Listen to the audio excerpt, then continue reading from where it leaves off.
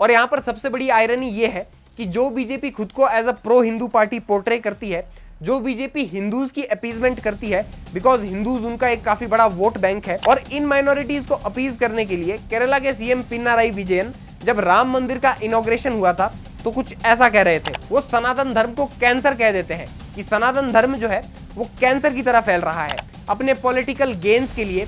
जहां जहां बीजेपी है और जो नॉर्थ इंडियन स्टेट्स है उनको गौमूत्र स्टेट्स कह दिया था। यू में नो कि हमारे देश भारत में 28 स्टेट्स है एंड 8 यूनियन टेरिटरीज है, और अगर प्रेजेंट के सिनेरियोज की बात की जाए तो इस देश में 17 ऐसी स्टेट्स है जहां पर बीजेपी या तो इंडिजीनियसली गवर्न कर रही है या फिर अलायंस के साथ गवर्न कर रही है। एंड टॉकिंग अबाउट आईएनसी यानी कि इंडियन नेशनल कांग्रेस, तो इस पूरे देश में सिर्फ और सिर्फ 3 स्टेट्स ऐसी है जहां पर आईएनसी अभी रूल कर रही है, वो भी इंडिजीनियसली। अब ये वाला मैप जो आप अपनी स्क्रीन के ऊपर देख रहे हो, ये उन स्टेट्स को दिखाता है जहां पर बीजेपी या फिर एनडीए गवर्न कर रही है, और साथ ही साथ उन स्टेट्स को भी दिखाता है जहां पर कांग्रेस गवर्न कर रही है। अब ये वाला जो आपने मैप देखा, इसमें आपको एक बड़ी ही नोटिसेबल चीज नजर आई होगी कि जो नॉर्दर्न स्टेट्स है या फिर नॉर्थ ऑफ इंडिया है, वहां पर बीजेपी का जो होल्ड है वो अच्छा खासा है। बट टॉकिंग अबाउट साउथ, वहां पर बीजेपी का होल्ड इतना अच्छा नहीं है, या फिर बीजेपी का डोमिनेंस या फिर इन्फ्लुएंस उतना नहीं है। आखिर ऐसा क्यों है कि जिस भारतीय जनता पार्टी की सरकार 17 राज्यों में है, जिस भारतीय जनता पार्टी ने राजस्थान,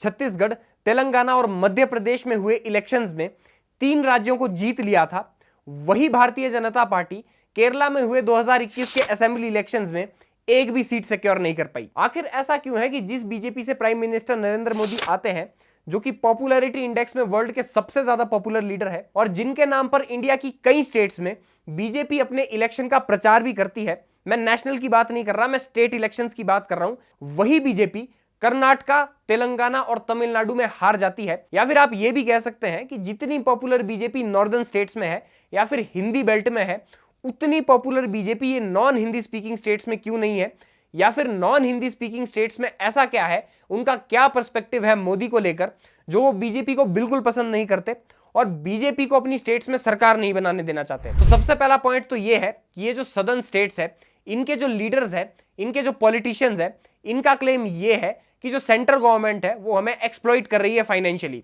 अब अगर देखा जाए तो साउथ इंडिया की जो स्टेट्स है उसमें इंडिया की 20% पॉपुलेशन रहती है, और ये जो 20% पॉपुलेशन है ये इंडिया की जीडीपी में 31% का कंट्रीब्यूशन देती है। इनका मानना ये है कि हम जितना टैक्स पे कर रहे हैं, सरकार उसका आधा भी हमारे ऊपर खर्च नहीं कर रही है।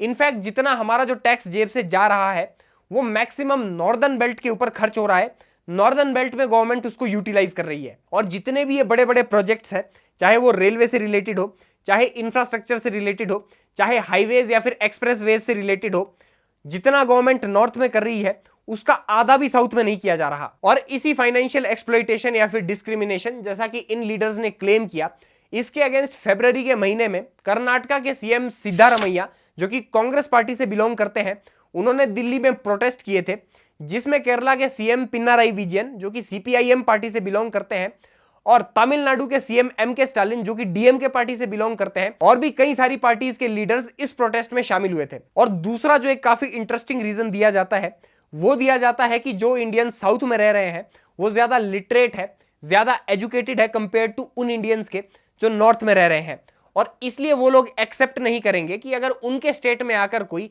एजुकेशन या फिर डेवलपमेंट से हटकर हिंदू मुस्लिम या फिर धर्म जाति के नाम की पॉलिटिक्स को करे। अब इन्हीं साउथ इंडियन स्टेट्स में सबसे पहले केरला की बात की जाए, दरअसल केरला में आज की डेट में एलडीएफ का अलायंस रूल कर रहा है, यानी कि leftist democratic front alliance rule कर रहा है, जिसमें सीपीआईएम के पास सबसे ज्यादा सीट्स है। अब नाम से ही पता चल रहा है कि केरला में जिनकी आज की डेट में सरकार है वो प्रो लेफ्टिस्ट है, और केरला के जो लोग हैं उनकी भी जो आइडियोलॉजी है वो लेफ्ट ओरिएंटेड है, और बीजेपी ठहरी एक राइट विंग पार्टी। और दूसरा जो रीजन है वो ये दिया जाता है कि क्योंकि केरला सबसे ज्यादा लिटरेट स्टेट है इंडिया की, और ह्यूमन डेवलपमेंट इंडेक्स में भी केरला सबसे ऊपर है, तो वो बीजेपी जैसी पार्टी को अपनी स्टेट में रेजीम इस्टेब्लिश नहीं करने दे सकते, जो कि सिर्फ और सिर्फ हिंदू मुस्लिम की राजनीति करती है। अब बेशक केरला की लिटरेसी रेट इंडिया में सबसे ज्यादा हाई है, और ह्यूमन डेवलपमेंट इंडेक्स में भी केरला का स्थान सबसे ऊपर है, but still Islamic state of Iraq and Syria करके ये जो टेररिस्ट ऑर्गेनाइजेशन है, शॉर्ट फॉर्म में जिसे आईएसआईएस कहा जाता है, इसको ज्वाइन करने में भी केरला के लोग सबसे ज्यादा आगे हैं।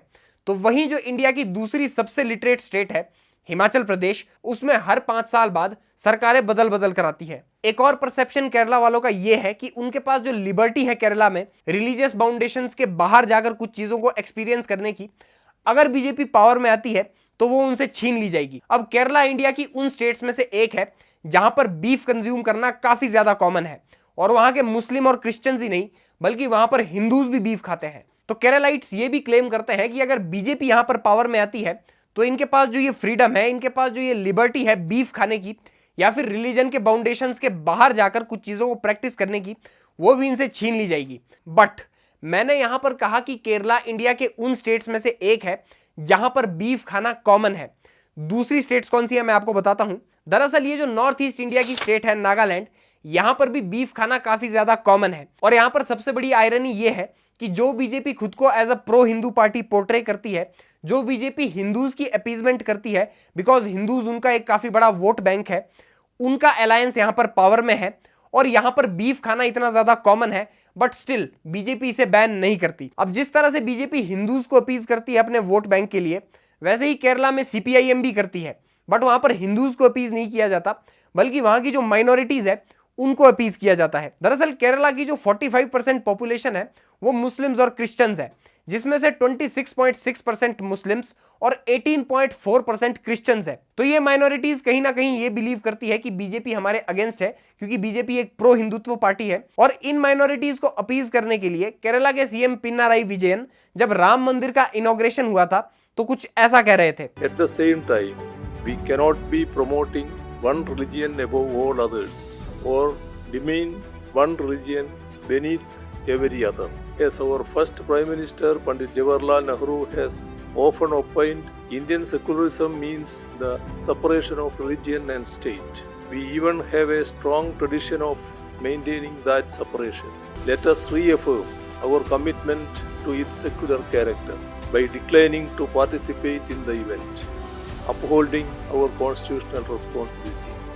इनका कहना यह है कि जो राम मंदिर है उससे बीजेपी हिंदू धर्म का प्रमोशन कर रही है और हमें वहां पर बुलाया भी गया था इनॉग्रेशन के समय, बट हम जाएंगे नहीं। अब वैसे ही तमिलनाडु की भी बात कर ली जाए तो तमिलनाडु में 12% जो पॉपुलेशन है वो मुस्लिम्स और क्रिश्चियंस की है। तमिलनाडु में सरकार किसकी है? डीएमके की। और ये जो डीएमके पार्टी है ये इंडिया अलायंस का मेंबर है। अब आपको ये भी पता होगा कि इंडिया अलायंस का जो वोट बैंक है वो किसका है? मेनली मुस्लिम्स का है और क्रिश्चियंस का है। तो इनको अपीज करने के चक्कर में उदयनिधि स्टालिन, जो कि तमिलनाडु के चीफ मिनिस्टर एम.के. स्टालिन के बेटे हैं, वो सनातन धर्म को कैंसर कह देते हैं कि सनातन धर्म जो है वो कैंसर की तरह फैल रहा है। சனாதன ஒழிப்பு மாநாடு என்றும் நீங்கள் இதை போட்டிருக்கிறீர்கள், இதை அழைத்திருக்கிறீர்கள், இந்த நிகழ்ச்சிக்கு பெயரிட்டீர்கள், அதற்கு என்னுடைய வாழ்த்துக்கள். சிலவற்றை நாம் ஒழிக்கத்தான் வேண்டும், எதிர்க்க முடியாது. கொசு, டெங்கு காய்ச்சல், மலேரியா, கொரோனா இதையெல்லாம் நம்ம எதிர்க்கக்கூடாது, ஒழித்து கட்ட வேண்டும். அப்படிதான் இந்த சனாதனம்.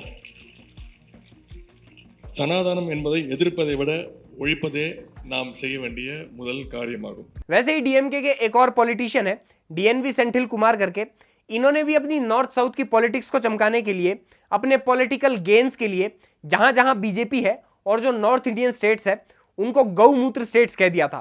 So that is the main reason that the people of this country should think that the power of this BJP is only winning elections and mainly in the heartland states of Hindi and what we generally call as the Gomutra states. You cannot come to South India. वैसे ही 2020 में जब new education policy introduce हुई थी तब भी तमिलनाडु की DMK government का यह क्लेम था कि अगर ये न्यू एजुकेशन पॉलिसी तमिलनाडु में लागू होती है तो तमिलनाडु, जो कि देश की बाकी स्टेट से 15 साल आगे है, वो पीछे आ जाएगा और सेंट्रल गवर्नमेंट ये न्यू एजुकेशन पॉलिसी लागू करके तमिलनाडु का नुकसान करवाना चाहती है और इसलिए हम तमिलनाडु में ये जो एनईपी है इसको लागू ही नहीं होने देंगे। और आपको मैं बता दूं कि सितंबर 2023 तक एआईएडीएमके और बीजेपी के बीच में अलायंस थी। अब अगर ग्राउंड लेवल के ऊपर देखा जाए तो 2014 के लोकसभा इलेक्शंस में जहां पर तमिलनाडु में बीजेपी का वोट शेयर 31% था, तो 2019 के इलेक्शन में यही वोट शेयर बढ़कर 37% हो चुका है। जैसे ही एआईएडीएमके और बीजेपी का 2023 में अलायंस टूटता है, उसके बाद से ही तमिलनाडु में बीजेपी के लिए अन्नामलाई करके ये जो लीडर है ये काफी अच्छे से इनके लिए कैंपेनिंग कर रहे हैं। अब इस वाले इलेक्शन के रिजल्ट्स में ये पता चल जाएगा कि बीजेपी का तमिलनाडु में वोट शेयर बढ़ता है या फिर घटता है। तेलंगाना की अगर बात की जाए तो बेशक 2023 के जो असेंबली इलेक्शंस थे उसमें बीजेपी हार गई थी, बट ये वाली बात ध्यान रखने वाली है कि जहां पर 2018 में बीजेपी को तेलंगाना में सिर्फ और सिर्फ 1 सीट मिली थी, वहीं पर 2023 में उनको 8 सीट मिली, यानी कि +7 सीट्स का इजाफा हुआ है इस वाले इलेक्शंस में। तो बीजेपी यहां पर भी एक्सेल कर रही है। एंड अगर बात की जाए लोकसभा की तो 2019 के जो लोकसभा इलेक्शंस हुए थे उसमें बीजेपी को तेलंगाना में 4 सीट्स मिली थी, कांग्रेस को 3 सीट्स मिली थी और वहां की जो रीजनल पार्टी है बीआरएस उसको 9 सीट्स मिली थी। तेलंगाना में कुल मिलाकर वैसे 17 लोकसभा सीट्स है। जैसे ही कर्नाटका में कांग्रेस की सरकार आती है वैसे ही कर्नाटका के जो लोग हैं उनके अंदर अपनी भाषा के लिए एकदम से प्यार कहां से आ जाता है आउट ऑफ नोवेयर, ये भी मुझे समझ में नहीं आ रहा। तो अपनी जो पॉलिटिक्स है उसको चमकाने के लिए ये लीडर्स कुछ भी कर सकते हैं। कहीं पर हिंदू और मुस्लिम में बांट देंगे, कहीं पर नॉर्थ और साउथ में बांट देंगे, कहीं पर जात पात के नाम पर बांट देंगे, कहीं पर हिंदूज का अपीजमेंट चलेगा तो कहीं पर मुस्लिम्स का अपीजमेंट चलेगा। बट आपको स्मार्ट बनना है, आपको एक रिस्पॉन्सिबल सिटीजन के साथ साथ रिस्पॉन्सिबल वोटर भी बनना है।